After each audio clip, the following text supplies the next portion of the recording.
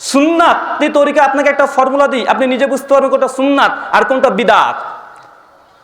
আল্লাহ রসুল যখন যে কাজটা যেভাবে যে পরিমাপ করেছে, তখন সেই কাজটা সেই পরিমাপ সেই সময় করাটি সুন্নাত। এর যদি উল্টাপাল্টা হয়ে যায় তবে সেটা সুন্নাত বলে বিবেচিত হবে না।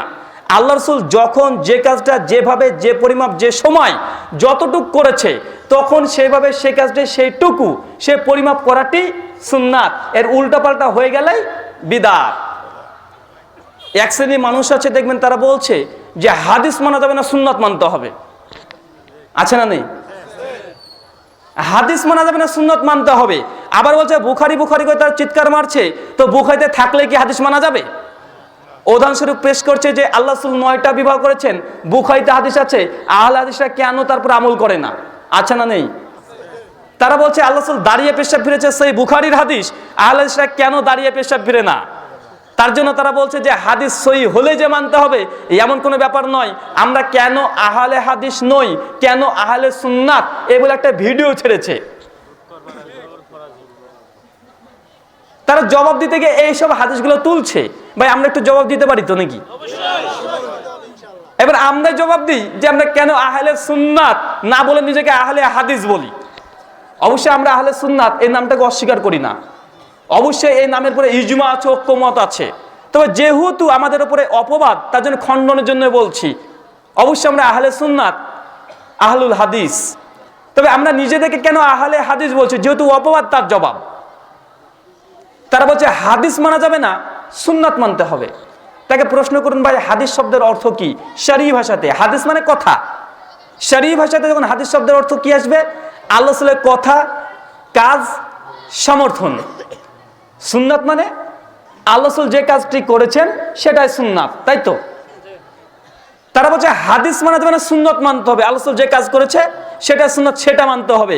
তবে আমরা তো ওই কথা তাহলে আবারও বলবো যে হাদিস যদি না মানা যায়, আপনি সুন্নাত মানের দাবিদার, অথচ আল্লাহ রাসূল যে কাজটা করেছে সেটাই করতে হবে। তো আল্লাহ রাসূল 11টা বিবাহ করেছেন, যেটা করেছেন সেটা তো সুন্নাত। তো আপনি আগে শুরু করুন। সুন্নাত মানে কি? আল্লাহ রাসূল যে কাজটা করেছেন সেটা তো সুন্নাত। তো এটা যদি সুন্নাত হয়ে থাকে, আপনি সুন্নাত মানার দাবিদার, তো আপনি আগে 11টা নিজে বিবাহ করে দেখান, তবে আমরা বুঝবেন আপনি সুন্নাতের উপর আমল করছেন। আপনি বলছেন দাঁড়িয়ে পেশাব ফিরা সহিহ হাদিস দ্বারা প্রমাণিত। আমি তো বলবো ভাই আল্লাহ রাসূল যে কাজ করেছেন সেটা যদি সুন্নাত হয়ে থাকে আপনার দৃষ্টিকোণ থেকে, তবে আল্লাহ রাসূল করেছেন এই কাজটি, আপনি দাঁড়িয়ে পেশাব ফিরুন। বুঝতে পারলেন কি?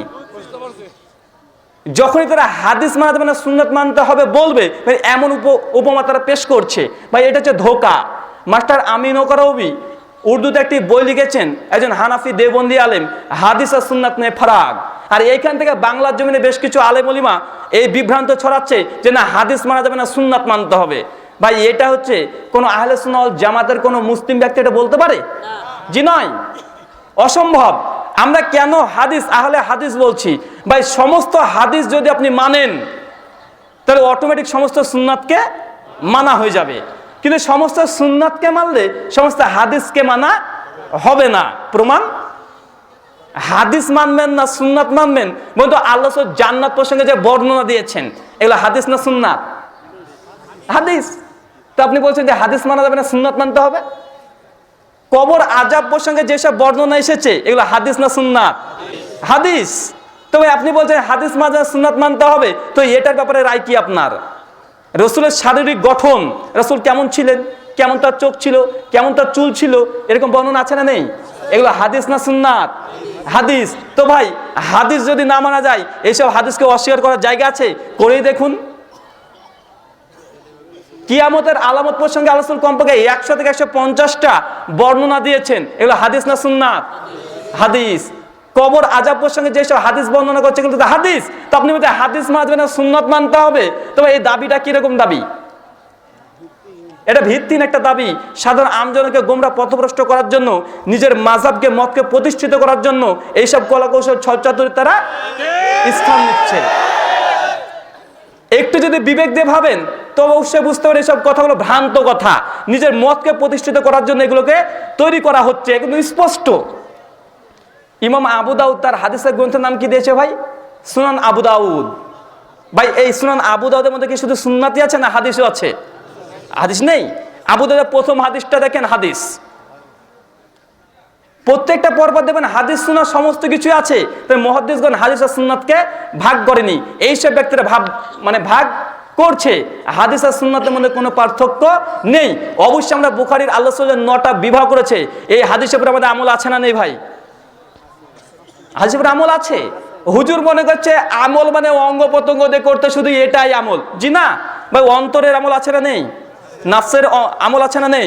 ভয় করবেন, এটা ইবাদত কি ইবাদত নয়? ভয় কি দিয়ে করে? হাত পা দিয়ে করে নাকি? ভয় তো অন্তর দিয়ে করে। তাওয়াক্কুল করবেন, আল্লাহ প্রতি ভরসা করবেন, এটা কিসের ইবাদত? অন্তর ইবাদত। ভাই আল্লাহ রাসূল 9টা বিভাগ করেছে, সেই বুখারীতে হাদিস আছে। এই হাদিসের উপরে আমার ঈমান আছে না নেই? ইবাদত হয়ে গেল, আমল হয়ে গেল। আল্লাহ রাসূল দাঁড়িয়ে পেশাব ফিরেছেন, এটা আমি বিশ্বাস করি এই হাদিসের প্রতি। এই যে বিশ্বাস করছি, এটা হচ্ছে ঈমান।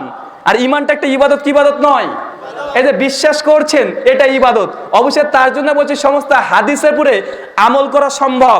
সমস্ত হাদিসের উপরে আমল করলে সুন্নাতের উপরে আমল হয়ে যায়, কিন্তু সমস্ত সুন্নাতের উপরে আমল করলে সমস্ত হাদিসের উপরে আমল হবে? জি না।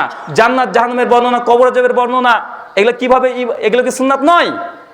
এগুলো হাদিস। তো এগুলোর উপরে আমল করবেন কিভাবে?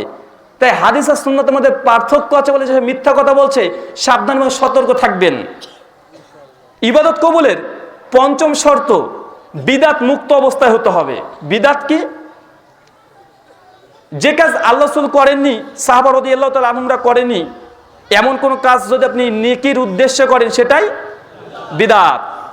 হুজুরকে যখন এই কথা বলবেন, হুজুর সঙ্গে সঙ্গে বলছে যে আল্লাহ রাসূল যখন মাইক ছিল না, হাত ঘড়ি ছিল না, ওই ল্যাম্প ছিল না, এগুলো তো বিদাত, এগুলো কেন আমরা ব্যবহার করি? হুজুর ধোকা দিচ্ছে। কেমন বিদাত? মানে আল্লাহ রাসূল যে কাজ করেনি, সাহাবা রাদিয়াল্লাহু তাআলা আনহুরা যে কাজ করেনি ধর্ম হিসেবে নেকির উদ্দেশ্যে, সেটাই বিদাত। ভাই আমরা কি বলি যে আমরা হাত ঘড়ি পড়ছি, এটা যদি 20 বছর পড়ি তাহলে আমাদের 4খানা ওমরার নেকি পাবো? চশমা আমরা পরে সালাত আদায় করছি বা চশমা পড়ছি, আমরা কি এই আকীদা পোষণ করি, এই বিশ্বাস করি যে চশমা যদি 10 বছর পড়ি তাহলে আমরা 50 লক্ষ নেকি পাবো? জি না। আমরা এইসব কাজগুলো নেকির উদ্দেশ্যে করছি না, অতএব এগুলো বিদাত নয়। কিন্তু হুজুর মিলাদ করছে, এটা কিসের উদ্দেশ্যে? নেকির উদ্দেশ্যে। এটা কি আল্লাহ রাসূল করেছেন?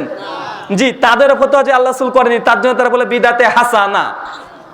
মানে আল্লাহ রাসূলের যুগে ছিল না, পরবর্তী সময়ে ফ্যাক্টরিতে তৈরি করা হয়েছে আর নাম দিয়েছে হাসানা। আপনি কিয়াম করছেন, এটা কি আল্লাহ রাসূল করেননি, কিন্তু আপনি করছেন নেকির উদ্দেশ্যে, কি উদ্দেশ্যে নয়? নেকির উদ্দেশ্যে। অবশ্যই এটা বিদাত। তাই বিদাতের শর্ত এটা মনে রাখবেন যে আল্লাহ রাসূল যে কাজ করেনি, সাহাবা রাদিয়াল্লাহু তাআলা আনহুম থেকে প্রমাণিত নয়, কিন্তু পরবর্তী প্রজন্মে কে ইবাদত হিসাবে নেকির উদ্দেশ্যে করছে, সেটাই বিদাত।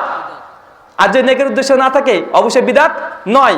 এই যে আমরা হাত ঘড়ি পড়ছি, এটা বিদাত নয়। কেন? নেকির উদ্দেশ্যে পড়িনি।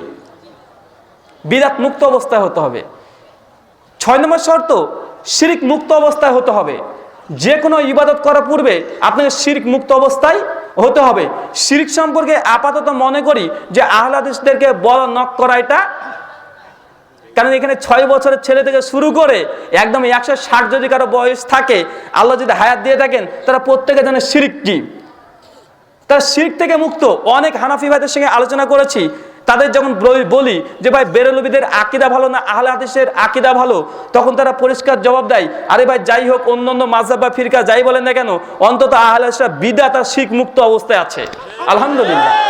তারা বলে যে আহলে হাদিসরা অন্য যত গুণ খারাপ থাক না কেন, তারা শিরক এবং বিদআত তাদেরকে স্পর্শ করতে পারে না, আলহামদুলিল্লাহ। তাই আমাদেরকে এটা বোঝানোর প্রয়োজন নেই।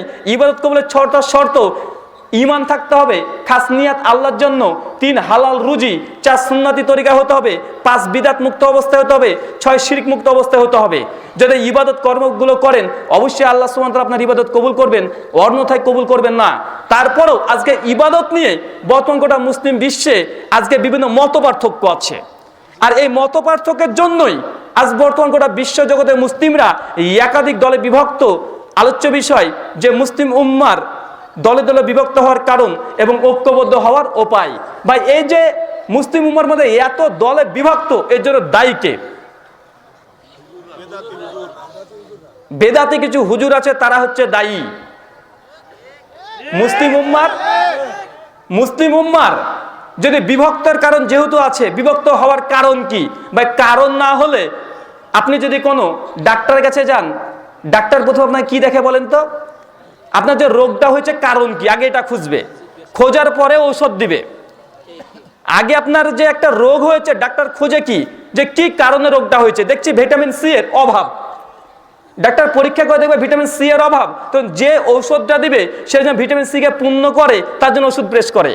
তো মুসলিম উম্মাহ এত দলে বিভক্ত, এর জন্য প্রথম কারণ হচ্ছে যে এক শ্রেণী বেদাতি হুজুর আছে, নিজের মাযহাব দলকে প্রতিষ্ঠিত করার জন্যই আজকে গোটা মুসলিম জাতি আমজনতাকে তারা বিভক্ত করছে।